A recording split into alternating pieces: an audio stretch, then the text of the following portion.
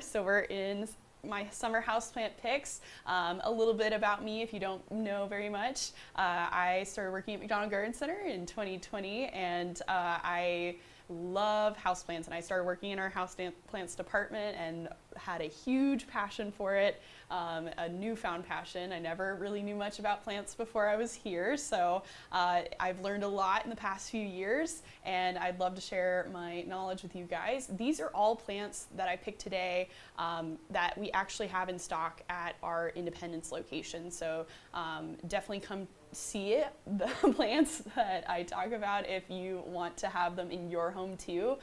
These are also just really great rarer suggestions. That's not a very general houseplant pick. They're more of on the rarer side. So if you're looking to kind of make your houseplant collection a little bit more, I don't know, rare, I guess, this is the webinar for you. So moving on, I'm going to be talking about care and tips. So as we move through each plant, I'll be kind of mentioning how to care for them, what the best ways to put them in your home, ways to decorate with them, how they grow so they can suit your decoration needs as well as your plant care needs, because even though we love houseplants, houseplants are also a really great accessory for home decor, so we can't ignore that very important fact of houseplant care. So to start off, I have, also before I forget, if you have any comments or questions throughout the live, I'll be happy to answer them for you. You can just put them in the comment box below, and we'll get to them when I see them. So I don't see any right now, but definitely feel free to ask. We're starting off with this fabulous fern that we have in right now. This is the tiger stripe fern. And what makes this fern special, it's actually very, very similarly shaped to a Kimberly Queen fern, if you're familiar with that. Very small leaf shape. But the exciting part is you can kind of see here on the leaves is that it has a variegation to it. So it's a neon green fern with the darker green variegation.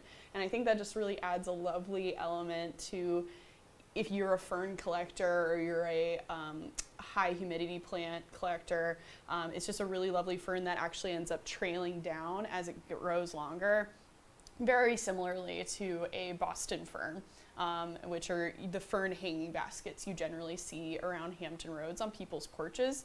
This is a great fern to put outside for the summer in full shade, but in your house you'll want to give it bright indirect light. And what is bright indirect light? That's a term that's talked about a lot. What does that really mean though? And I think the best definition of bright indirect light is a lit space, naturally lit with windows, that you can read in without any lights on during the day. So a very bright light would be able to help you read. If you're kind of straining or you think you need a light, it's probably too low of light.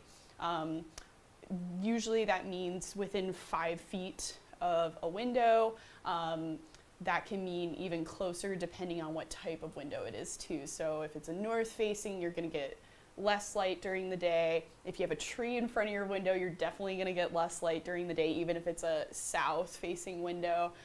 So just pay attention to kind of your light scenario. If you have blasting sunlight, this fern might kind of sizzle up a little bit unless you really pay attention to its water and its foliage. If you want to try out a higher light situation on a fern like this one, you definitely can. You just need to pay attention to foliage burn, and that usually looks almost like plant sunburn, where you'll find these kind of oval-shaped burns on the leaves. Specifically on this plant, you'll find them on multiple leaves, usually like a streak of sun hitting one spot all the time.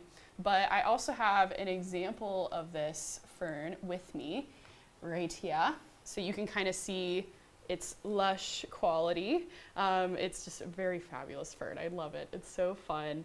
I don't usually have a lot of ferns in my personal collection because I'm more of a dry plant lover. So I'm pretty stingy with watering, so I tend to like plants that I don't have to water as often, but this would be one of my exception plants just because it's so fabulously colorful, and it just really brightens up a space. And the thing about ferns too is that you can kind of adjust the light for them. They definitely need that indirect. They cannot have direct sunlight, but you can kind of adjust how indirect that is and see what it does.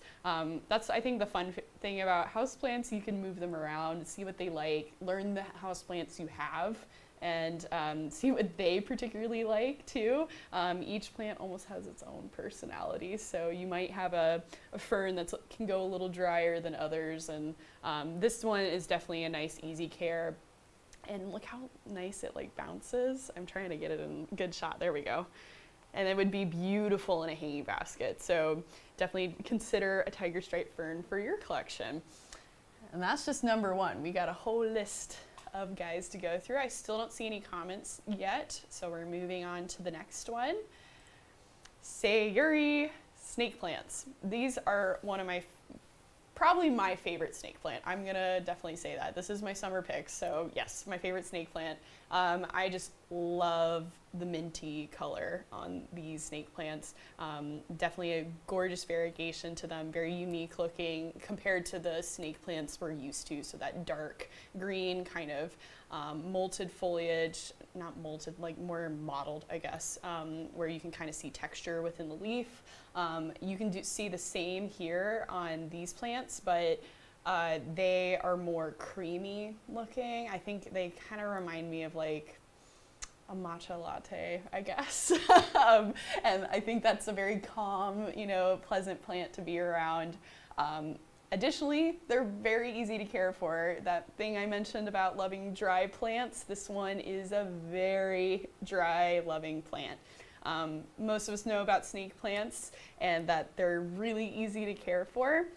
This one in particular is actually variegated though, so we do have to consider that as a contingency to its care. Variegated plants tend to need more light than non-variegated plants because they have to suck in more light through their leaves. So this one will need a little bit more light than your average snake plant to do really well. And I usually suggest you give it the highest light possible. People usually associate snake plants with really low light and that they only like really low light. That's not true. Snake plants can actually go all the way into sometimes a full sun situation. I wouldn't put this particular variety in a full sun situation, but definitely the brightest light you can give it. And indoors direct sunlight is different than outdoor direct sunlight. So you can give it pretty direct sunlight indoors and it'll just love it. It also gets really big and kind of hangs more than a regular snake plant that you may see. Those are more straight up and down. The shorter varieties are more straight up and down too. I actually have a very nice large version of it here that I can show you guys. So here's our Sayuri snake plant. He's a rather big one. This is a 10-inch size, but you can see that really nice kind of creamy green foliage because it's mixed with kind of a white and it's a lighter green altogether. This one's obviously rather big. This is the only size we have at this time, but it's definitely just a fabulous architectural element to your home. I recommend putting a plant like this on a plant stand and kind of making it a highlight of a room, just because it, especially if you put it in a trio of a couple other plants, like something even taller than this would look really good together. Like, for example, like if you had a bird of paradise and this plant and then a little short kind of stubby trailing plant, all in kind of one fluid motion, that would just be really a beautiful corner to endure and love and take care of. So definitely Sayuri snake plant on the top of my list this summer, and we have a good amount of them here at our store, so definitely come check those out. So next on the list, still no comments, y'all can ask questions, I won't bite, I promise. This guy. So this is actually although it looks more like a banana plant in this picture, this is actually a philodendron. This is a philodendron orange marmalade, which I adore the name. It's so cute. And it's very similar to the philodendron Prince of Orange, which is another upright growing philodendron, very similar to this, but it doesn't have the same modeling that this one does. I really like this one because of that leaf texture, and I actually have one here to show you guys as well, to kind of show you what I mean by an upright growing philodendron. So here it is. Nice, cute guy. So this is the only size we have of this one right now. This is a 4-inch, but we are, I guess, yeah, no, it's a 6-inch, my bad. But you can kind of see that leaf modeling there, and the new growth is really orange, but because of that nice leaf model, it doesn't look as orange as the Prince of Orange would. So it's kind of more, I think that's why they call it the marmalade, because it's a little bit more of a jam jelly texture than a full orange. And I also like it because the underside of the stems, which is hard to see on camera, but they're kind of pinker, like a nice peachy pink. So you have a really nice plant to look at any angle. And again, upright growing, so you can really see clearly here. Some philodendrons are true trailers, and I would argue that all philodendrons are true trailing plants, which means they in the wild, they'll attach to trees, or they'll trail down, and they'll use aerial roots to grab onto those surfaces to trail up or down. And that's kind of just how they grow. These will do the same eventually, but as it grows, it's going to grow upward and outward, upward and outward. Eventually, it will sprout some aerial roots off to the side, and it will kind of start leaning towards whatever sun you give it, and then you can even give it a trellis at a certain point if you'd like to. Some other examples of true trailing plant philodendrons would be like the Swiss cheese philodendron, very famous philodendron that we all know. That's a true trailer, so you'll get hanging baskets of those that have drooping leaves, just lots of texture. These will more be an upright. So if you like this as like a desk plant, it will last really long as a nice little desk plant that grows upright for you. If you're wanting it to kind of cascade down a bookcase, this is probably not the plant for you. But if you were just really wanting to enjoy some really beautiful texture on a tabletop, this is your plant. And I just think it's really fun, fabulous plant. Care, I haven't really talked about care for philodendrons. Philodendron care is really, really simple for the most part. Bright and direct light, and water when the top few inches of soil are dry. In a plant size this small, it'll be less than a few inches. It'll probably be a full inch. And as you get to know your plants, you'll kind of pick them up. They'll feel lighter when they need water.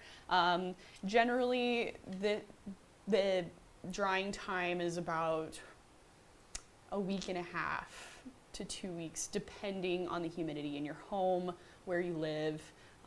If you're keeping it outside, it may need more water here in the summer. This would be a full shade plant outside, but you'd have to bring it in the winter if you're not in a tropical area yourself.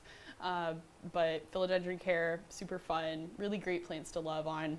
And I have another one later on in the list that everybody likes, so we'll talk about that one later. But moving on again. So we have a syngonium on the list here, and this is a variegated albino syngonium. I found this in our greenhouse actually yesterday, and I was like, oh my gosh, I have to add that to my list, just because it's so wonderfully fabulous that we have this plant.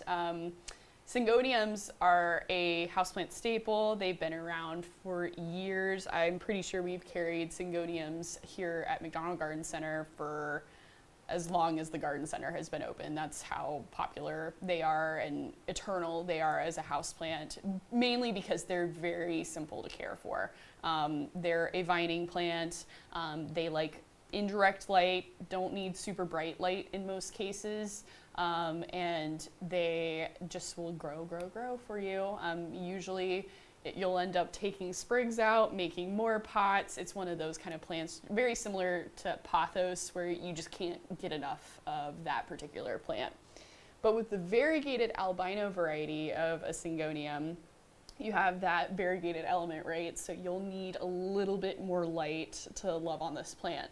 Otherwise, the care is identical. So a little bit more light, same care. So same watering schedule. You'll wait till they go a little dry between waterings. They're not a moisture loving plant necessarily. They are tropical though, so you just need to pay attention to the edges of foliage. Specifically on variegated plants, you'll find sometimes that there is some browning on your variegated sections specifically. That may mean a couple things. Whether the plant is either too dry or it's getting sunburnt. So that could be too much light that is burning your variegated sections of your leaf foliage. And I have an example of that as well, right over here. And I pulled this one because it was the longest one we have. Super nice vining plant, and you could even pull this back into the pot, wrap it around itself.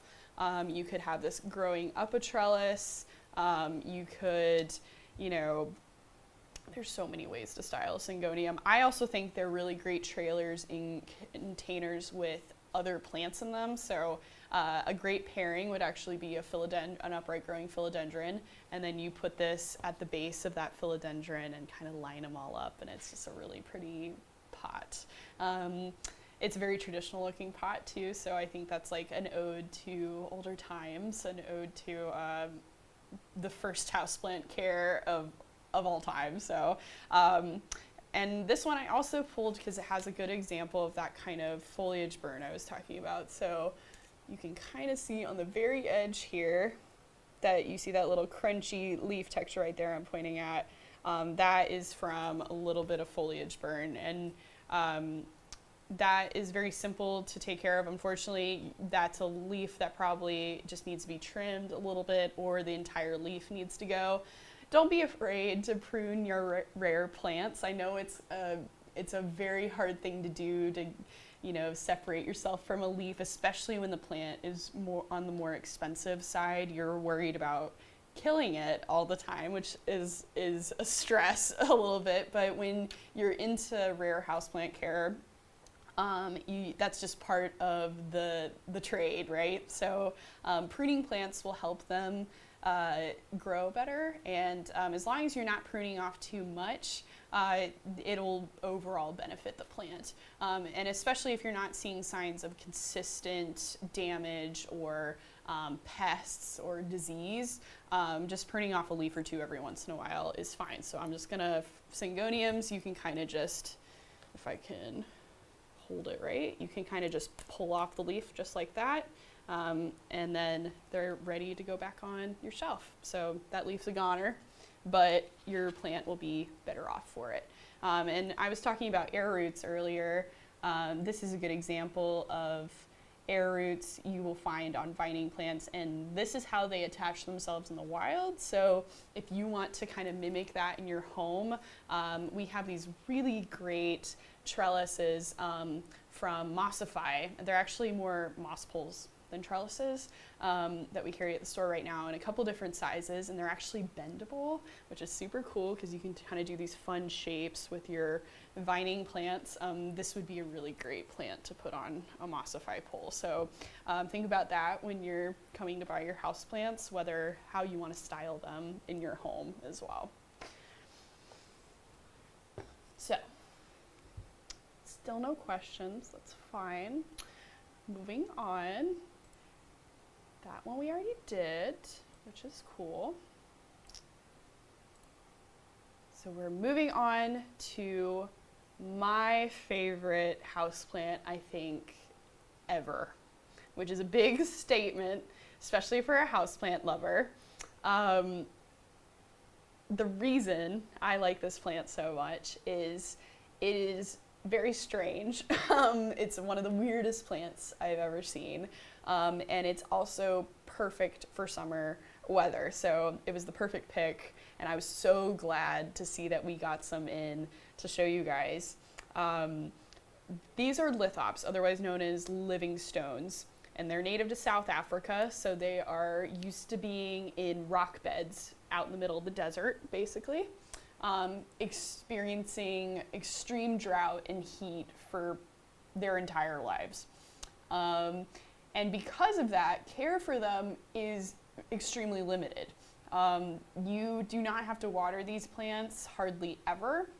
They store all their water in these leaves, the 2 leaves they have, and they're very much like succulents in that way. They are succulents, where they store all the water that they get from their roots in these leaves.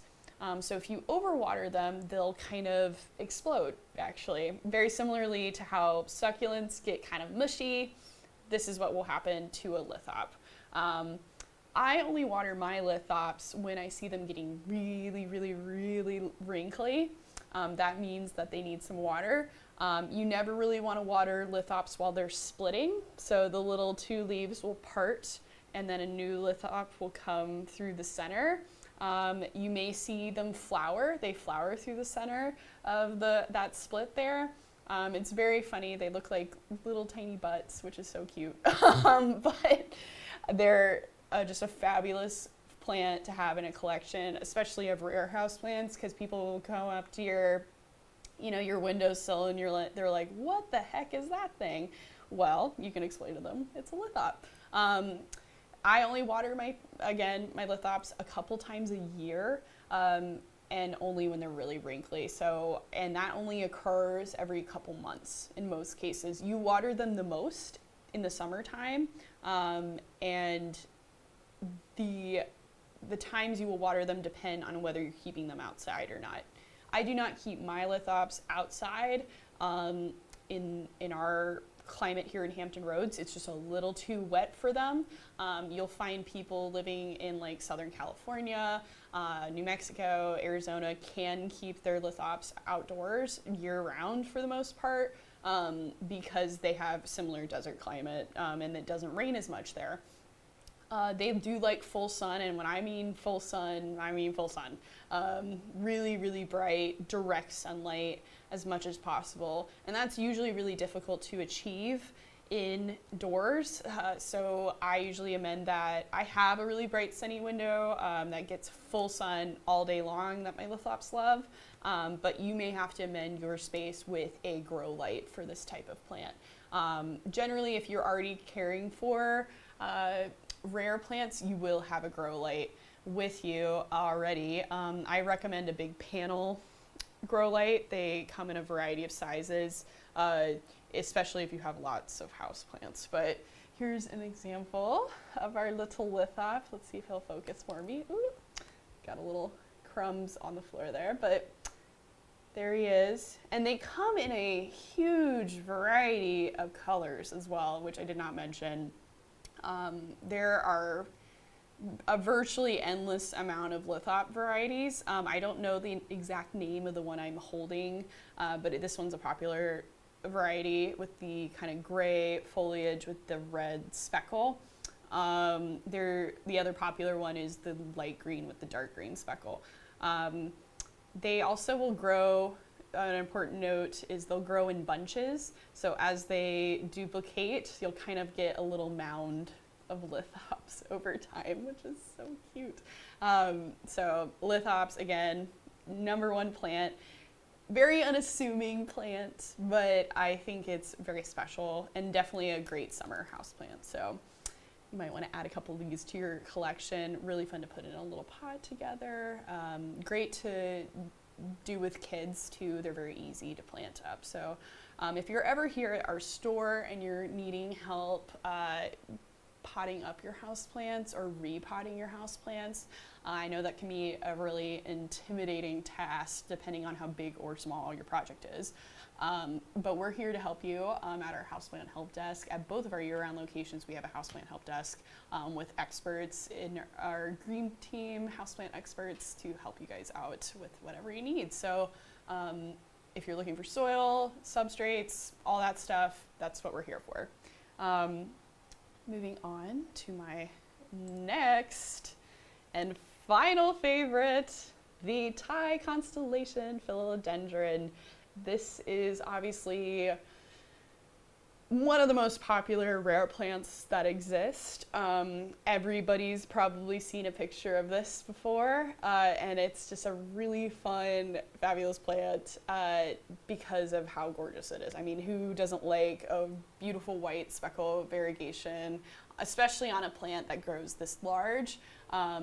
It's just a really fabulous sight. I think these are definitely statement plants. You want a good spot for a plant like this, a dedicated spot in your house, one that is not drafty. You may need a humidifier for this type of plant. Any of the tropical or water-loving plants, you'll want to maybe amend your space with a humidifier. We usually don't have that issue here in Hampton Roads. We're far enough south that we get that good humidity, especially in the summer months, but in the winter, that may be something that you want to consider having in your houseplant collection as a nice humidifier. But to more specifically talk about the Thai, this is a plant cultivated by people, so this is actually not normally, this is not a plant you could find in the wild variegated quite like this. You will find variegated Monstera deliciosa in the wild, but it's a rarity, and that's why people have kind of cultivated this particular look from a Monstera. And but care is really similar to your Monstera deliciosa. You definitely do not want to water this plant too much. It can actually go pretty dry between waterings. You don't want to go completely dry, but you do want it to go pretty dry. I wouldn't say as far as a snake plant, but definitely not as much as a fern. And that may take some learning a little bit. Don't be afraid to kind of get to know your Thai constellation. And again, variegated, so that means more sunlight, but definitely be aware of that direct sunlight because the beams of light can really burn places like this. So parts of your plant that are just pure white, they'll get sizzled right up in direct sunlight. Generally too, philodendrons are forest floor plants in the wild, so they usually have a canopy of shade over them anyway. You just want to give them enough light to be able to grow new foliage. I actually have one with me here, which is so exciting because we actually have a larger size than usual. We have an 8-inch now, which is fabulous. I mean, look at that big old leaf. It's bigger than my head. So definitely just absolutely gorgeous foliage. I'm gonna move it kind of in front of the whole camera so you can see.